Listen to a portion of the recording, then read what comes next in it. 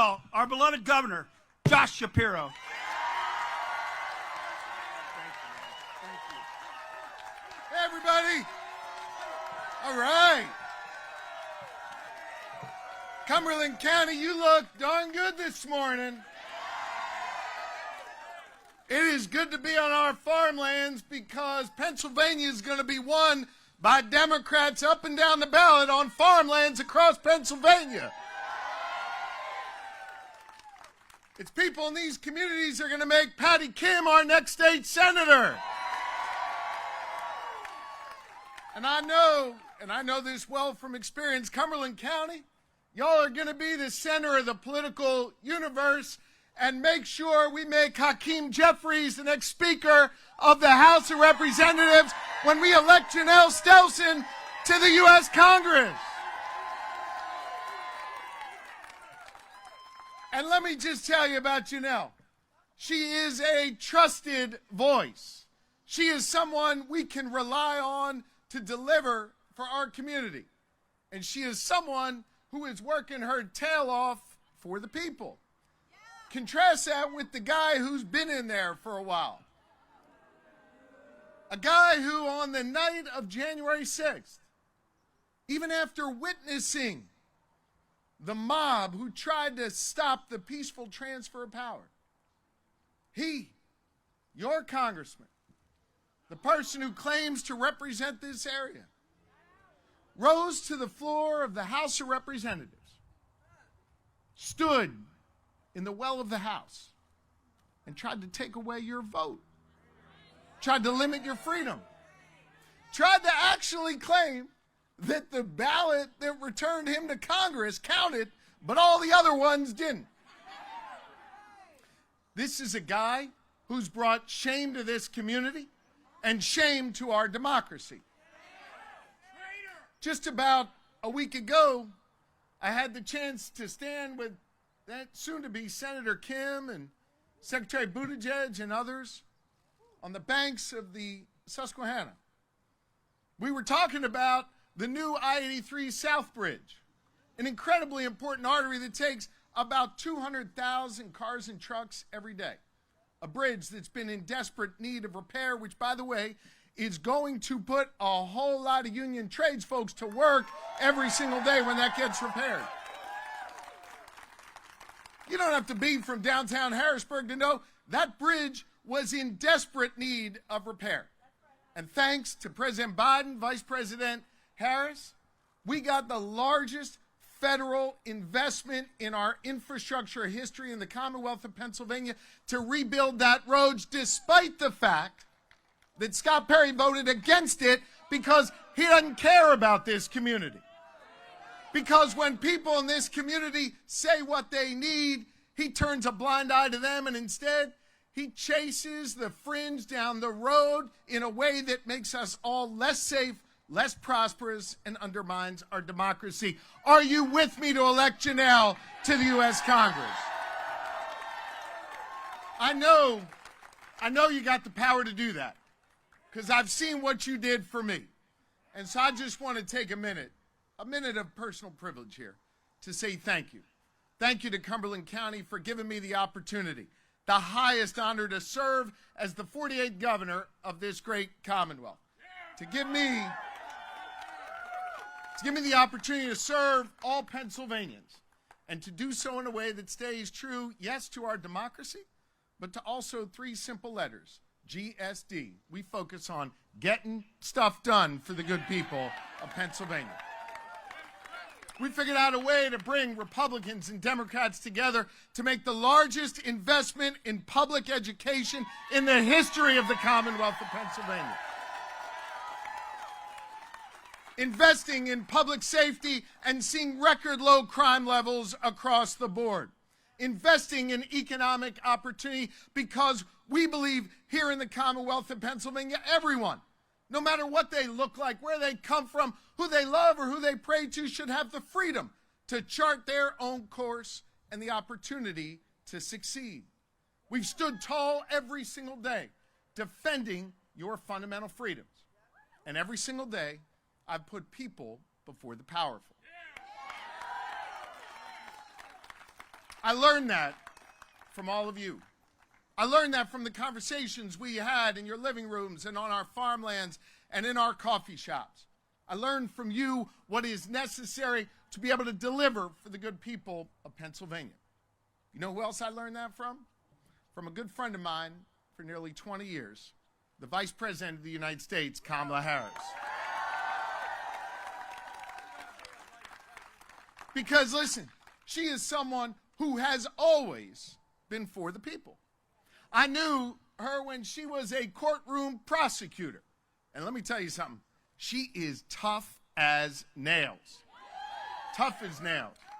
We've seen her stand up for victims. We've seen her stand up for those who have been harmed.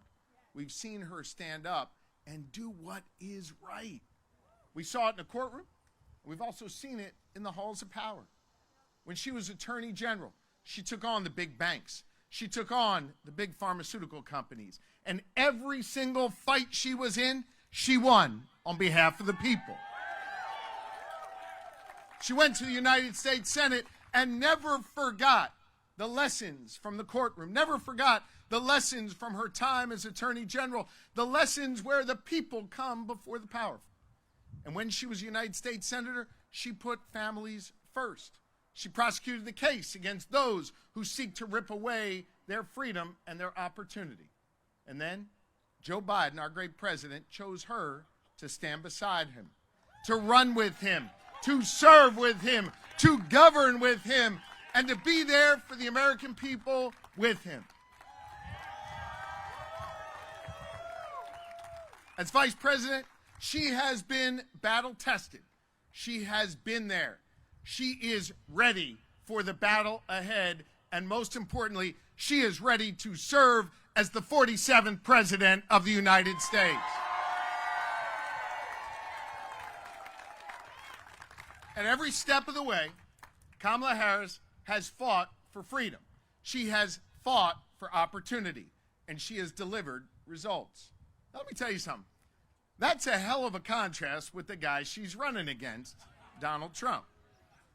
By the way, did you see? Trump even knows this. You can tell because now he's afraid to debate her. Did you see that? And by the way, he's not just afraid to debate her because he knows she's going to kick his ass in the debate. She is a skilled debater. But he's afraid to debate her because he's afraid of his record. He's afraid of having to defend a record that has been really dangerous and destructive. Let's examine the record. When Donald Trump was president for 4 years, we all lived in a state of chaos. Y'all remember that? And if you don't remember that, or your friends and neighbors don't remember that, remind them. He brought chaos to what he did every single day.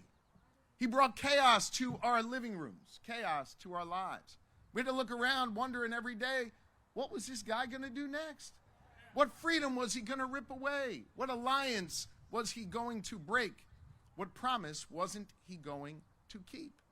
That level of chaos infected this country in negative ways.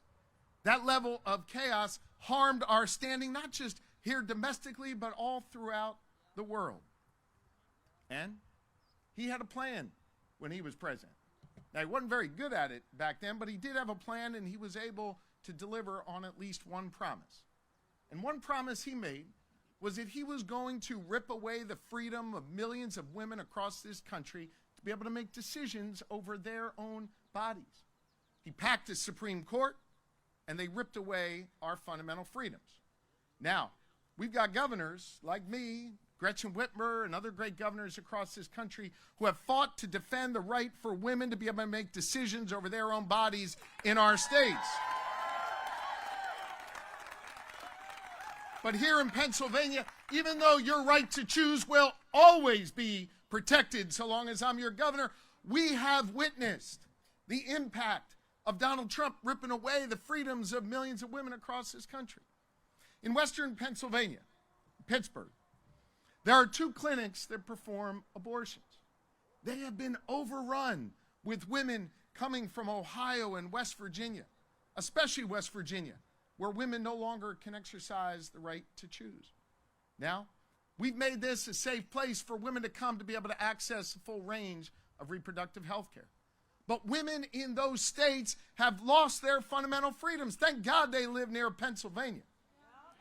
And make no mistake, if we give Donald Trump the keys to the White House again, he and his running mate will try to pass a national abortion ban. We can't let them, and Kamala Harris won't. But it's not just on rights and freedoms. Let's take a look at what Donald Trump did as president. Fewer people went to work in Pennsylvania when he was president. Sure, he talked a good game about bringing back jobs to communities that have been hollowed out, but he failed to deliver every step of the way. There's not one community where he was able to help bring back jobs that he promised. Fewer people went to work.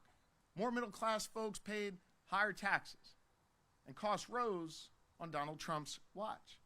He was a failure when it came to freedom, and he was a failure when it came to the economic progress in this Commonwealth and in this country. He worked hard to try and take away your health care and promises to do it again. Think about this for a minute. 1.2 million of our fellow Pennsylvanians get their health care through Obamacare. You can cheer for Obamacare. Obama does care, by the way. So does Biden, and so does Harris. And so do Democrats. We care about people's health care. We care about the quality of your health care, and we care about those health care workers that are out there doing those jobs every single day. And yet Donald Trump has promised, if he's given the opportunity again, to rip away health care for 1.2 million Pennsylvanians. Kamala Harris has a plan to not just protect Obamacare, but to expand access to health care. To do like we're doing here in Pennsylvania, to reduce the costs of prescription drugs and reduce the cost of health care in this Commonwealth. Listen, gang, we saw what he did before. He's told us what he wants to do again. Wasn't it Maya Angelou who said, when someone tells you who they are, believe them? The first time, that's exactly right, you know. He's told us what he wants to do. And he tried to do it last time. Now here's where it gets real dangerous. The last time, when he got in there, he didn't really know what the hell he was doing. He had dangerous ideas, but he didn't exactly know how to carry them forth. Think about how much more dangerous it is right now. He packed the Supreme Court. The Supreme Court of the United States just ruled that he is literally above the law, that the laws don't apply to him anymore. The guardrails that protected all of us before from Donald Trump, those guardrails are gone. That's dangerous. That should scare the hell out of every single Pennsylvanian, every single American. Here's where it gets even more dangerous. He's told us what he wants to do. Y'all go crack open that Project 2025. That is chock full of some crazy ideas, some dangerous ideas, but ideas that he plans to carry forth if he's given the keys to the White House again. Ideas that are going to rip away more of your fundamental freedoms. Ideas where he is going to use the Department of Justice to attack people who don't think like him. Use the police and the military not to defend our rights, but to undermine our fundamental rights. Gang, this is scary. An unhinged former president with no guardrails thanks to the Supreme Court and a blueprint that he literally wrote down of the dangerous and destructive things he wants to do for this nation. That's scary. But I got to tell you something. I'm not down. I'm not worried. I'm optimistic. My glass is half full, and I'll tell you why. Because of Kamala Harris and all of you. You see, I'm optimistic because I've seen the great spirit of Pennsylvanians. And you all are the epicenter of this battle. You all have been battle tested. And you've been battle tested for 248 years. I want you to think about it.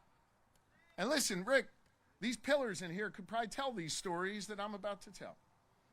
248 years ago, patriots just a few miles from here in Philadelphia, they gathered in our taverns and our town squares, and they sought a better future for people here.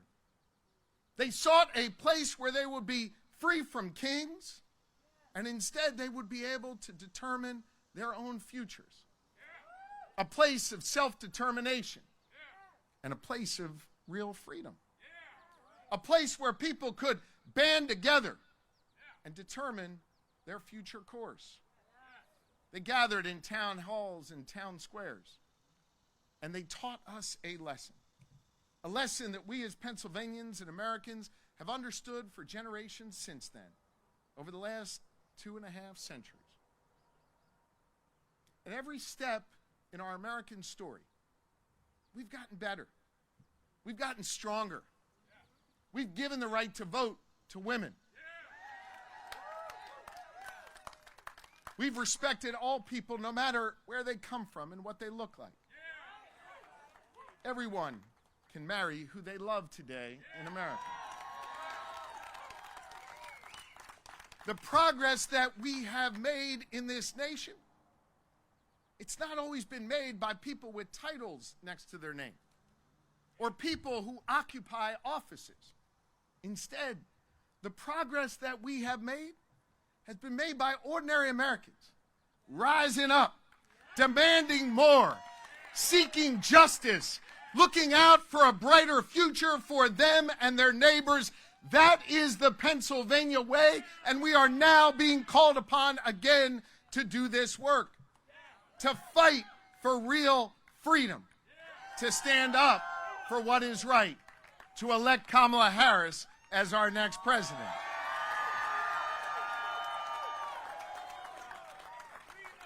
When folks gathered in those taverns and bars and on those town squares, and as they gathered today on TikTok and online, don't all laugh at TikTok. That's an important place to gather. Am I right, Emily? There you go. But when they gathered, there was an authenticity to who they were and who we are today. And I'll tell you who we're not. We are not who Donald Trump wants to say we are. This guy every single day goes out and attacks America. He goes out every day and insults us, picks people apart, tries to create others amongst us. That is not who we are. It's not who we've been, and it's not who we want to be. This guy, I mean, literally, I've seen him do this. It's the weirdest thing. He'll go and like literally hug an American flag. Now, I love the flag, but I mean, it's like weird what he does, right? And while he's hugging the American flag, he's devising plans to tear it up and to take away our freedoms. We know that well here in Carlisle, Rick. He pronounces to care about freedom. Well, let me tell you something. It's not freedom to tell our kids what books they're allowed to read. That's not freedom. Trump claims to care about freedom, but let me tell you something. It ain't freedom to tell people they're not allowed to join a union here in Pennsylvania and all across America. You should be able to join a union. It's not freedom to tell women what they're allowed to do with their bodies. That's not freedom. It's not freedom to tell two people who are in love who they're allowed to marry. I say love is love. And it sure as hell isn't freedom to say you can go vote, but he's going to pick the winner. That's not freedom. And that is not who we are. We support something called real freedom. Exactly what Kamala Harris has been fighting for her whole career. Real freedom where we invest in that young child because we believe in our children. We make sure they've got great public schools to go to. That is real freedom. Real freedom where We invest in police and we invest in our community groups because we want that child to walk to and from school safely every day and return to his mama at the end of the night. Real freedom where that child grows up and gets a union apprenticeship and goes to be a welder because we know working with your hands is something respectful that we need to honor in this country. Real freedom where you live in a beautiful community where you can worship where you want and marry who you love and live the way you want in real freedom, the kind of real freedom that Kamala Harris is fighting for every day. This, my friends, this is an election about real freedom, an election with clear contrast, and an election that now falls in your hands. As it's fallen in the hands of patriots for the last 248 years, beginning right here in the Commonwealth of Pennsylvania.